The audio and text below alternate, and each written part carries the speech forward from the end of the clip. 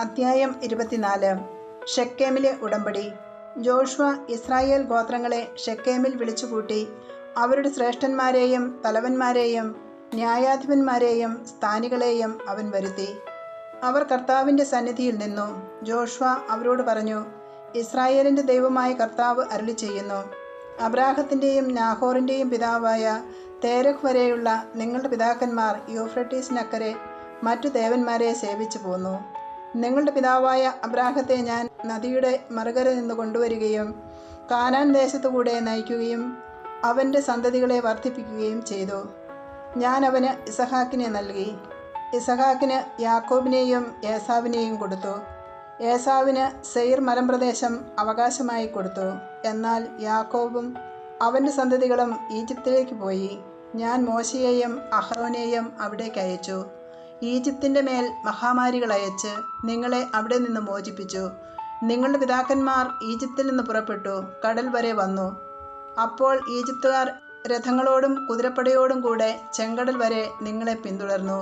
നിങ്ങൾ കർത്താവിനോട് നിലവിളിച്ചപേക്ഷിച്ചപ്പോൾ അവിടുന്ന് ഇസ്രായേല്യരുടെയും ഈജിപ്തുകാരുടെയും ഇടയിൽ അന്ധകാരം വ്യാപിപ്പിച്ചു. കടൽ അവരുടെ മേലൊഴുകി അവർ മുങ്ങി മരിക്കാൻ ഇടയാക്കി. ഞാൻ ഈജിപ്തിനോട് ചെയ്തത് നിങ്ങൾ നേരിൽ കണ്ടതാണല്ലോ. നിങ്ങൾ വളരെ നാൾ മരുഭൂമിയിൽ വസിച്ചു. അനന്തരം യോർദാന് മറുകര വസിച്ചിരുന്ന അമോര്യരുടെ നാട്ടിലേക്ക് ഞാൻ നിങ്ങളെ കൂട്ടിക്കൊണ്ടുവന്നു. അവർ നിങ്ങളോട് യുദ്ധം ചെയ്തെങ്കിലും അവരെ നിങ്ങളുടെ കൈകളിൽ ഞാൻ ഏൽപ്പിച്ചു. നിങ്ങൾ അവരുടെ ദേശം കൈവശമാക്കുകയും നിങ്ങളുടെ മുൻപിൽ വച്ച് ഞാൻ അവരെ നശിപ്പിക്കുകയും ചെയ്തു. അപ്പോൾ സിപ്പോറിൻ്റെ മകനും മോവാബ് രാജാവുമായ ബാലാക് ഇസ്രായേലിനോട് യുദ്ധം ചെയ്തു. നിങ്ങളെ ശപിക്കുന്നതിന് ബയോറിൻ്റെ മകൻ ബാലാമിനെ അവൻ ആളയച്ചു വരുത്തി. എന്നാൽ ഞാൻ ബാലാമിനെ ശ്രവിച്ചില്ല. അതിനാൽ അവൻ നിങ്ങളെ അനുഗ്രഹിച്ചു. അങ്ങനെ ബാലാക്കിൻ്റെ കരങ്ങളിൽ നിന്ന് നിങ്ങളെ ഞാൻ മോചിപ്പിച്ചു. പിന്നീട് നിങ്ങൾ യോർദാൻ കടന്ന് ജെറീക്കോയിലെത്തി. അപ്പോൾ ജെറീക്കോ നിവാസികൾ അമോര്യർ, പെരീസ്യർ, കാനാന്യർ, ഹിത്യർ, ഗിർഗാഷ്യർ, ഹിവ്യർ, ജബൂസ്യർ എന്നിവർ നിങ്ങൾക്കെതിരെ യുദ്ധം ചെയ്തു. എന്നാൽ ഞാൻ അവരെ നിങ്ങൾക്ക് ഏൽപ്പിച്ചു തന്നു. ഞാൻ നിങ്ങൾക്ക് മുൻപേ കടന്നലുകളെ അയച്ചു. അവ അമോര്യരുടെ 2 രാജാക്കന്മാരെ നിങ്ങളുടെ മുൻപിൽ നിന്ന് ഓടിച്ചു. നിങ്ങളുടെ വാളിൻ്റെയോ വില്ലിൻ്റെയോ സഹായത്താലല്ല അത് സാധിച്ചത്. നിങ്ങൾ അധ്വാനിക്കാത്ത ഭൂമിയും നിങ്ങൾ പണിയാത്ത പട്ടണങ്ങളും നിങ്ങൾക്ക് ഞാൻ തന്നു. നിങ്ങൾ ഇന്നിവിടെ വസിക്കുന്നു. നിങ്ങൾ നട്ടുവളർത്താത്ത മുന്തിരിത്തോട്ടത്തിൻ്റെയും ഒലിവ് തോട്ടത്തിൻ്റെയും ഫലം നിങ്ങൾ അനുഭവിക്കുന്നു. ആകയാൽ കർത്താവിനെ ഭയപ്പെടുകയും ആത്മാർത്ഥതയോടും വിശ്വസ്തയോടും കൂടെ അവിടുത്തെ സേവിക്കുകയും ചെയ്യുവിൻ. ഈജിപ്തിലും നദിക്കക്കരെയും നിങ്ങളുടെ പിതാക്കന്മാർ സേവിച്ചിരുന്ന ദേവന്മാരെ ഉപേക്ഷിച്ച് കർത്താവിനെ സേവിക്കുവിൻ. കർത്താവിനെ സേവിക്കുന്നതിന് മനസ്സില്ലെങ്കിൽ നദിക്കക്കരെ നിങ്ങളുടെ പിതാക്കന്മാർ സേവിച്ച ദേവന്മാരെയോ നിങ്ങൾ വസിക്കുന്ന നാട്ടിലെ അമോര്യരുടെ ദേവന്മാരെയോ ആരെയാണ് സേവിക്കുക എന്ന് ഇന്ന് തന്നെ തീരുമാനിക്കുവിൻ. ഞാനും എൻ്റെ കുടുംബവും കർത്താവിനെ സേവിക്കും. അപ്പോൾ ജനം പ്രതിവചിച്ചു, ഞങ്ങൾ കർത്താവിനെ വിട്ട് അന്യദേവന്മാരെ സേവിക്കാൻ ഇടയാകാതിരിക്കട്ടെ. നമ്മുടെ ദൈവമായ കർത്താവാണ് നമ്മെയും നമ്മുടെ പിതാക്കന്മാരെയും അടിമത്തത്തിൻ്റെ ഭവനമായ ഈജിപ്തിൽ നിന്ന് കൊണ്ടുപോരുകയും നമ്മുടെ കൺമുൻപിൽ മഹാത്ഭുതങ്ങൾ പ്രവർത്തിക്കുകയും നാം പോയ എല്ലാ വഴികളിലും കടന്നുപോയ എല്ലാ ജനതകളുടെ ഇടയിലും നമ്മെ സംരക്ഷിക്കുകയും ചെയ്തത്. ഈ ദേശത്ത് വസിച്ചിരുന്ന അമോര്യരെയും മറ്റു ജനതകളെയും നമ്മുടെ മുൻപിൽ നിന്ന് കർത്താവ് തുരത്തി. അതിനാൽ ഞങ്ങളും കർത്താവിനെ സേവിക്കും. അവിടുന്നാണ് നമ്മുടെ ദൈവം. ജോഷുവ ജനത്തോട് പറഞ്ഞു, നിങ്ങൾക്ക് കർത്താവിനെ സേവിക്കാൻ സാധ്യമല്ല. എന്തെന്നാൽ അവിടുന്ന് പരിശുദ്ധനായ ദൈവമാണ്, അസഹിഷ്ണുവായ ദൈവം. നിങ്ങളുടെ പാപങ്ങളും അതിക്രമങ്ങളും അവിടുന്ന് ക്ഷമിക്കുകയില്ല. കർത്താവിനെ വിസ്മരിച്ച് അന്യദേവന്മാരെ സേവിച്ചാൽ അവിടുന്ന് നിങ്ങൾക്കെതിരെ തിരിയും. നന്മ ചെയ്തിരുന്ന കർത്താവ് നിങ്ങൾക്ക് തിന്മ വരുത്തുകയും നിങ്ങളെ നശിപ്പിക്കുകയും ചെയ്യും. അപ്പോൾ ജനം ജോഷുവയോട് പറഞ്ഞു, ഇല്ല, ഞങ്ങൾ കർത്താവിനെ മാത്രം സേവിക്കും. ജോഷുവ പറഞ്ഞു, കർത്താവിനെ സേവിക്കാൻ നിങ്ങൾ തീരുമാനിച്ചിരിക്കുന്നു എന്നതിന് നിങ്ങൾ തന്നെ സാക്ഷി. അവർ പറഞ്ഞു, അതെ, ഞങ്ങൾ തന്നെ സാക്ഷി. അവൻ പറഞ്ഞു, നിങ്ങളുടെ ഇടയിലുള്ള അന്യദേവന്മാരെ ഉപേക്ഷിച്ച് നിങ്ങളുടെ ഹൃദയം ഇസ്രായേലിൻ്റെ ദൈവമായ കർത്താവിങ്കലേക്ക് തിരിയട്ടെ. ജനം വീണ്ടും ജോഷുവയോട് പറഞ്ഞു, ഞങ്ങളുടെ ദൈവമായ കർത്താവിനെ ഞങ്ങൾ സേവിക്കുകയും അവിടുത്തെ വാക്ക് കേൾക്കുകയും ചെയ്യും. അങ്ങനെ ഷെക്കേമിൽ വച്ച് ജോഷുവ അന്ന് ജനവുമായി ഉടമ്പടി ഉണ്ടാക്കുകയും അവർക്കു വേണ്ടി നിയമങ്ങളും ചട്ടങ്ങളും നൽകുകയും ചെയ്തു. ജോഷുവ ഈ വാക്കുകൾ കർത്താവിൻ്റെ നിയമഗ്രന്ഥത്തിൽ എഴുതി. അവൻ വലിയ ഒരു കല്ലെടുത്ത് കർത്താവിൻ്റെ കൂടാരത്തിന് സമീപത്തുള്ള ഓക്കുമരത്തിൻ്റെ ചുവട്ടിൽ സ്ഥാപിച്ചു. ജോഷുവ ജനത്തോട് പറഞ്ഞു, ഈ കല്ല് നമുക്ക് സാക്ഷിയായിരിക്കട്ടെ. കർത്താവ് നമ്മോട് ചെയ്ത എല്ലാ വചനങ്ങളും ഇത് ശ്രവിച്ചിട്ടുണ്ട്. അതിനാൽ നിങ്ങളുടെ ദൈവത്തോട് അവിശ്വസ്തമായി വർത്തിക്കാതിരിക്കുന്നതിന് ഇത് നിങ്ങൾക്ക് സാക്ഷിയായിരിക്കട്ടെ. അനന്തരം ജോഷുവ ജനത്തെ അവരവരുടെ അവകാശദേശത്തേക്ക് അയച്ചു. ജോഷുവയുടെ മരണം. പിന്നീട് കർത്താവിൻ്റെ ദാസനും നൂനിൻ്റെ മകനുമായ ജോഷുവ മരിച്ചു. അപ്പോൾ അവന് 110 വയസ്സുണ്ടായിരുന്നു. അവർ അവനെ ഗാഷ് മലയുടെ വടക്ക് എഫ്രായീം മലമ്പ്രദേശത്തുള്ള അവൻ്റെ അവകാശസ്ഥലമായ തിമ്നാത്ത് സെറായിൽ സംസ്കരിച്ചു. ജോഷുവയുടെ കാലത്തും അതിനുശേഷവും ജീവിച്ചിരിക്കുന്നവരും കർത്താവ് ഇസ്രായേലിന് ചെയ്ത എല്ലാ കാര്യങ്ങളും കണ്ടവരുമായ ശ്രേഷ്ഠന്മാരുടെ കാലത്തും ഇസ്രായേൽ കർത്താവിനെ സേവിച്ചു. ഈജിപ്തിൽ നിന്ന് കൊണ്ടുവന്ന ജോസഫിൻ്റെ അസ്ഥികൾ ഇസ്രായേൽ ജനം ഷെക്കേമിൽ സംസ്കരിച്ചു. ഈ സ്ഥലം ഷെക്കേമിൻ്റെ പിതാവായ ഹാമോറിൻ്റെ മക്കളിൽ നിന്ന് 100 വെള്ളി നാണയത്തിന് യാക്കോബ് വാങ്ങിയതാണ്. അത് ജോസഫിൻ്റെ സന്തതികൾക്ക് അവകാശമായി. അഹ്റോൻ്റെ മകനായ എലെയാസറും മരിച്ചു. അവർ അവനെ ഗിബെയായിൽ സംസ്കരിച്ചു. അത് അവൻ്റെ മകൻ ഫിനെഹസിന് എഫ്രായീം മലമ്പ്രദേശത്ത് ലഭിച്ച പട്ടണമായിരുന്നു. ന്യായാധിപന്മാരുടെ പുസ്തകം അധ്യായം 1. കാനാൻ ദേശത്തെ വിജാതിയർ. ജോഷുവയുടെ മരണത്തിന് ശേഷം കാനാൻ നിവാസികളോട് യുദ്ധം ചെയ്യാൻ തങ്ങളിൽ ആരാണ് ആദ്യം പോകേണ്ടതെന്ന് ഇസ്രായേൽ ജനം കർത്താവിൻ്റെ സന്നിധിയിൽ ആരാഞ്ഞു. കർത്താവ് പറഞ്ഞു, യൂദ ആദ്യം പോകട്ടെ. ഇതാ, ഞാൻ ആ ദേശം അവന് ഏൽപ്പിച്ചു കൊടുത്തിരിക്കുന്നു. യൂദാ സഹോദരനായ ശിമെയോനോട് പറഞ്ഞു, എനിക്ക് നിശ്ചയിക്കപ്പെട്ടിരിക്കുന്ന പ്രദേശത്തേക്ക് എന്നോട് കൂടെ വരിക. കാനാന്യരോട് നമുക്ക് പോരാടാം. നിനക്ക് നിശ്ചയിക്കപ്പെട്ടിരിക്കുന്ന ദേശത്തേക്ക് ഞാനും നിന്നോട് കൂടെ പോരാം. ശിമെയോൻ അവനോട് കൂടെ പുറപ്പെട്ടു. യൂദാ യുദ്ധം ചെയ്തു. ദൈവം കാനാന്യരെയും പെരീസ്യരെയും അവരുടെ കയ്യിൽ ഏൽപ്പിച്ചു. അവർ 10,000 പേരെ ബസേക്കിൽ വെച്ച് പരാജയപ്പെടുത്തി. ബസേക്കിൽ വെച്ച് അദോണി ബസേക്കിനോട് അവർ യുദ്ധം ചെയ്തു. കാനാന്യരെയും പെരീസ്യരെയും പരാജയപ്പെടുത്തി. അദോണി ബസേക്ക് പലായനം ചെയ്തു. അവർ പിന്തുടർന്ന് അവനെ പിടിച്ച് കൈകാലുകളുടെ പെരുവിരലുകൾ മുറിച്ചു കളഞ്ഞു. അദോണി ബസേക്ക് പറഞ്ഞു, കൈകാലുകളുടെ പെരുവിരലുകൾ ഛേദിക്കപ്പെട്ട 70 രാജാക്കന്മാർ എൻ്റെ മേശയ്ക്ക് കീഴിലെ ഉച്ഛിഷ്ടം പെറുക്കി തിന്നിരുന്നു. ഞാൻ അവരോട് ചെയ്തതുപോലെ തന്നെ ദൈവം എന്നോടും ചെയ്തിരിക്കുന്നു. അവർ അവനെ ജെറുസലേമിൽ കൊണ്ടുവന്നു. അവിടെ വെച്ച് അവൻ മരിച്ചു. യൂദാ ഗോത്രക്കാർ ജെറുസലേമിന് എതിരായി യുദ്ധം ചെയ്ത് അത് പിടിച്ചടക്കി അതിലെ നിവാസികളെ വാളിനിരയാക്കുകയും നഗരത്തിന് തീവയ്ക്കുകയും ചെയ്തു.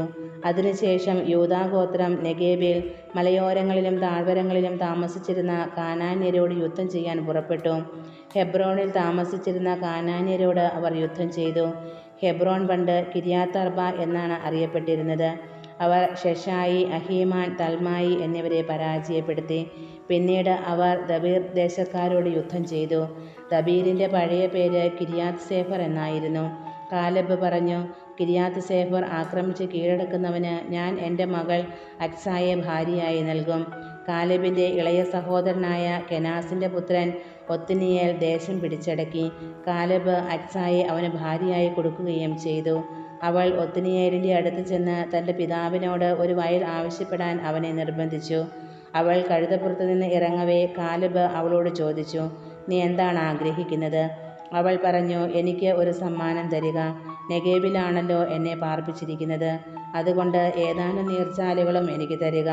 കാലെബ് അവൾക്ക് മലയിലും താഴ്വരയിലും നീർച്ചാലുകൾ വിട്ടുകൊടുത്തു. മോശയുടെ അമ്മായിയപ്പനായ കേന്യൻ്റെ പിൻഗാമികൾ യൂദാ ഗോത്രക്കാരോട് കൂടെ ഈന്തപ്പനകളുടെ നഗരത്തിൽ നിന്ന് നെഗേബിൽ ആരാദിന് സമീപമുള്ള യൂദാ മരുഭൂമിയിലേക്ക് പോയി. അവിടെ അവർ എത്തി അവിടുത്തെ ജനങ്ങളോടൊത്ത് ജീവിച്ചു.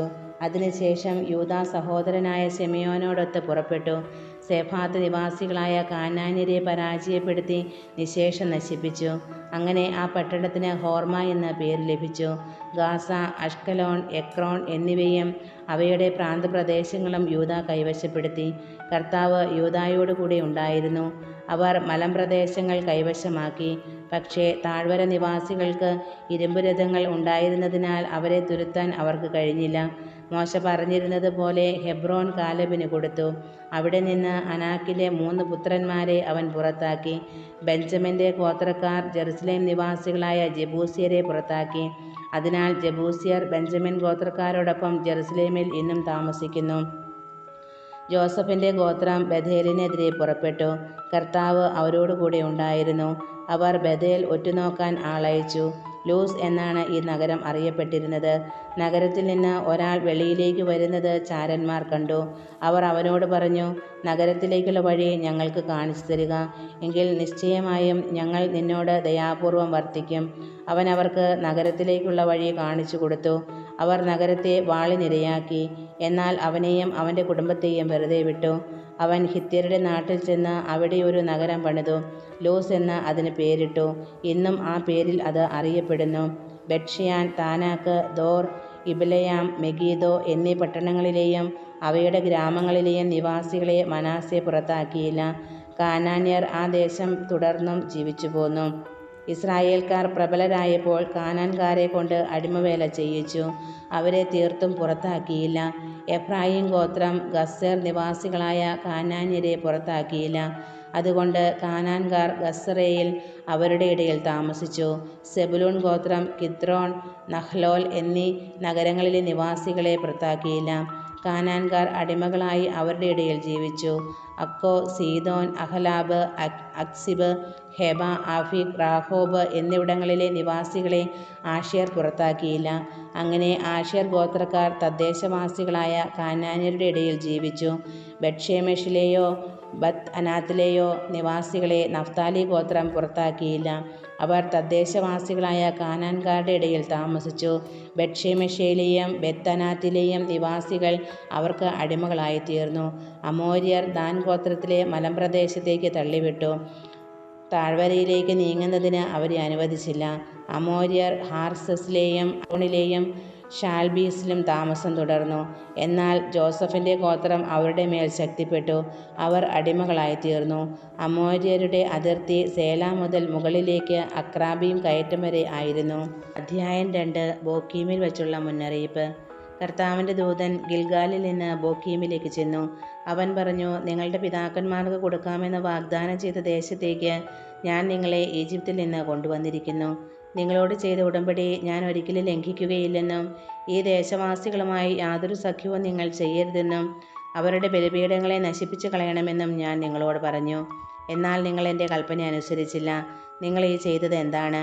അതിനാൽ ഞാൻ പറയുന്നു, നിങ്ങളുടെ മുൻപിൽ നിന്ന് ഞാൻ അവരെ പുറത്താക്കുകയില്ല. അവർ നിങ്ങളുടെ എതിരാളികളായിത്തീരും. അവരുടെ ദേവന്മാർ നിങ്ങൾക്ക് കെണിയാവുകയും ചെയ്യും. കർത്താവിൻ്റെ ദൂതൻ ഇതറിയിച്ചപ്പോൾ ഇസ്രായേൽ ജനം ഉച്ചത്തിൽ കരഞ്ഞു. അവർ ആ സ്ഥലത്തിന് ബോക്കീം എന്ന് പേരിട്ടു. അവർ അവിടെ കർത്താവിന് ബലി അർപ്പിച്ചു. ജോഷുവയുടെ മരണം. ജോഷുവ ഇസ്രായേൽ ജനത്തെ പറഞ്ഞയച്ചു. അവർ ഓരോരുത്തരും തങ്ങൾക്ക് അവകാശമായി ലഭിച്ച ദേശം കൈവശമാക്കാൻ പോയി.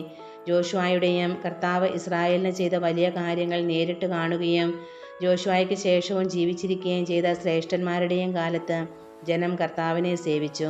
കർത്താവിൻ്റെ ദാസനും നൂനിൻ്റെ മകനുമായ ജോഷുവ 130 വയസ്സിൽ മരിച്ചു. അവനെ ഗാഷ് പർവ്വതത്തിന് വടക്ക് എഫ്രായിം മലനാട്ടിൽ തിമ്നാത്ത് ഹെറേസയിൽ അവൻ്റെ അവകാശ ഭൂമിയുടെ അതിർത്തിക്കുള്ളിൽ അടക്കി. ആ തലമുറ മുഴുവൻ തങ്ങളുടെ പിതാക്കന്മാരോട് ചേർന്നു. അവർക്ക് ശേഷം കർത്താവിനെയോ ഇസ്രായേലിന് അവിടുന്ന് ചെയ്ത വലിയ കാര്യങ്ങളെയോ അറിയാത്ത മറ്റൊരു തലമുറ വന്നു. ബാലിനെ ആരാധിക്കുന്നു. ഇസ്രായേൽ ജനം കർത്താവിൻ്റെ മുൻപിൽ തിന്മ ചെയ്തു.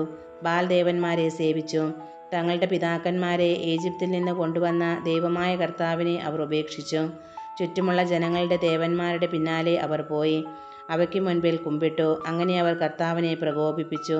അവർ കർത്താവിനെ ഉപേക്ഷിച്ച് ബാൽ ദേവന്മാരെയും അസ്താർത്തെ ദേവതകളെയും സേവിച്ചു. ഇസ്രായേലിനെതിരെ കർത്താവിൻ്റെ കോപം ജ്വലിച്ചു. അവിടുന്ന് അവരെ കവർച്ചക്കാർക്ക് ഏൽപ്പിച്ചു കൊടുത്തു. അവർ അവരെ കൊള്ളയടിച്ചു.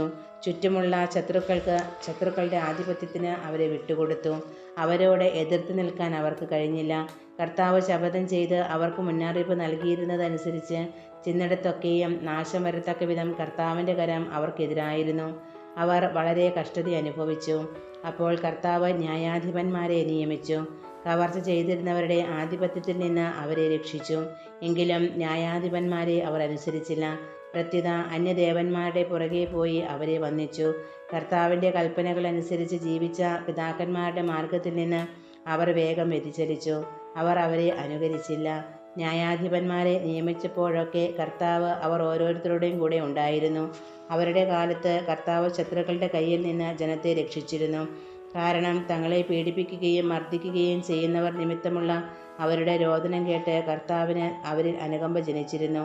എന്നാൽ ന്യായാധിപൻ മരിക്കുമ്പോൾ അവർ വഴിതെറ്റി തങ്ങളുടെ പിതാക്കന്മാരെക്കാൾ വഷളായി ജീവിക്കും. മറ്റു ദേവന്മാരെ സേവിച്ചും നമസ്കരിച്ചും അവരുടെ പിന്നാലെ പോകും. തങ്ങളുടെ ആചാരങ്ങളും മർക്കടമുഷ്ടിയും അവർ ഉപേക്ഷിച്ചില്ല. കർത്താവിൻ്റെ കോപം ഇസ്രായേലിനെതിരെ ജ്വലിച്ചു. അവിടുന്ന് പറഞ്ഞു, ഈ ജനം അവരുടെ പിതാക്കന്മാരോട് ഞാൻ ചെയ്ത ഉടമ്പടി ലംഘിച്ചിരിക്കുന്നു. എൻ്റെ വാക്കുകൾ അവർ അനുസരിച്ചില്ല. അതിനാൽ ജോഷുവ മരിക്കുമ്പോൾ അവശേഷിച്ചിരുന്ന ജനതകളെ അവരുടെ മുൻപിൽ നിന്ന് ഞാൻ നീക്കിക്കളയുകയില്ല. അങ്ങനെ തങ്ങളുടെ പിതാക്കന്മാരെ പോലെ കർത്താവിൻ്റെ വഴികളിൽ നടക്കാൻ അവർ ശ്രദ്ധിക്കുമോ ഇല്ലയോ എന്ന് എനിക്ക് പരീക്ഷിക്കണം. അതുകൊണ്ട് കർത്താവ് ആ ജനതകളെ ഉടനെ നീക്കിക്കളയുകയോ ജോഷുവയുടെ കൈകളിൽ ഏൽപ്പിച്ചു കൊടുക്കുകയോ ചെയ്തില്ല.